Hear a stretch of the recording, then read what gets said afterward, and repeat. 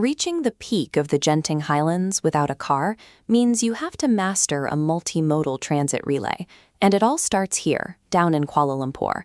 The primary launchpad for this route is Terminal Bersepadu Selatan, or TBS, the city's massive southern transit hub where you catch the express bus.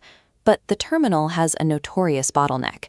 If you show up to buy a ticket on the spot, you have to navigate the centralized ticketing system kiosks, which often means dealing with long lines and entering your passport or ID details into a slow touchscreen. Eliminate friction by pre-booking on the Redbus app. For a 1 ringgit fee, your digital QR pass lets you bypass kiosks and scan directly into departure gates. Missing your exact time expires the code, forcing you back into the regular queue. Locking in that digital prep work before you even leave your hotel is the single best way to protect your prime morning hours for the actual mountain. The standard alternative to the bus is renting a car or driving yourself up the Genting Highway. If you drive, you have to account for the 5 ringgit entry toll, plus the hourly parking fees once you park at the Awana base station. But the real tax is on your energy. Mountain driving requires sharp focus, and navigating weekend traffic up those steep grades drains your stamina before your day even begins. The express bus trades away the convenience of pulling over whenever you want, but it gives you total autonomy from driving responsibilities. You just sit back and conserve your mental bandwidth. A private car is great for a large group, but if you're traveling solo or as a couple, absorbing the driving stress rarely beats the value of a 10 to 15 ringgit bus ticket. The bus drops you at the Awana transportation hub, where you have to disembark and transfer to the Awana Skyway gondola system for the final ascent. This is a 2.4-kilometer monocable system that moves at 6 meters per second, turning the final elevation gain into a 10-minute flight. This comparison table shows exactly why this route is preferred. The newer Awana Skyway gets you to the top in 10 minutes across 3 stations, while the older Genting Skyway takes 15 minutes and mostly operates as a backup route. You do have to navigate a few logistical hurdles here.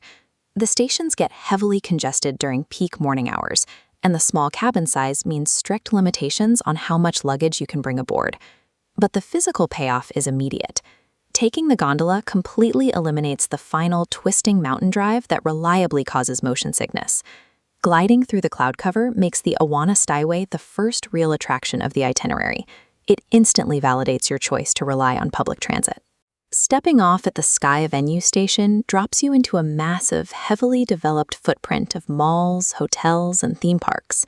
To justify the transit time it took to get up here, you need to commit a minimum of 5 to 6 hours on the ground. Your time will primarily be split between the outdoor roller coasters of Genting Skyworlds and the sprawling, neon-lit indoor rides of Skyropolis.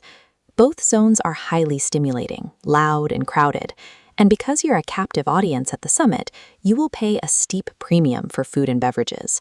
But your itinerary will ultimately be decided by the weather. At this altitude, clear skies can instantly dictate a shift to dark storm clouds and heavy rain. When it rains, Skyworlds shuts down its outdoor attractions. Thousands of people are immediately funneled straight into Skyropolis, causing wait times for indoor rides and restaurants to spike in a matter of minutes. Maximizing your time at the peak requires aggressive flexibility. You have to be willing to abandon your outdoor plans the second the clouds roll in, so you can pivot to the indoor zones before the rest of the mountain does. When you're ready to descend, you have the option to disembark the Awana Skyway early at the Chin Swee mid-station.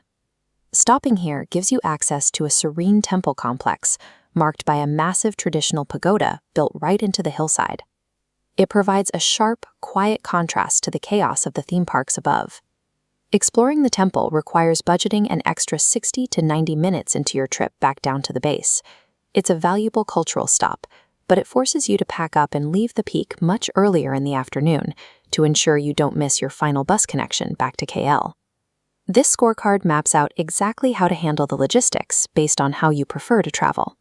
For the budget-conscious traveler, the TBS Express bus paired with the Awana Skyway is the definitive choice. You keep your transportation costs incredibly low while still getting the premium gondola experience. If you're a time-poor optimizer, this transit relay is highly effective, but you must use the Redbus QR code to skip the ticketing lines, and you should strictly avoid weekends to bypass the massive gondola queues. But if you're traveling as a family with small children, you have to factor in the physical toll. Walking through stations, waiting in queues, and hauling gear onto buses and cable cars burns a lot of energy. Large families are often better off eating the higher cost of a private taxi straight to the Awana station, preserving the group's stamina for the actual theme parks. Executing the best possible day trip to Genting isn't about buying your way out of friction. It's about calibrating your transit strategy to your group's budget, stamina, and tolerance for logistics.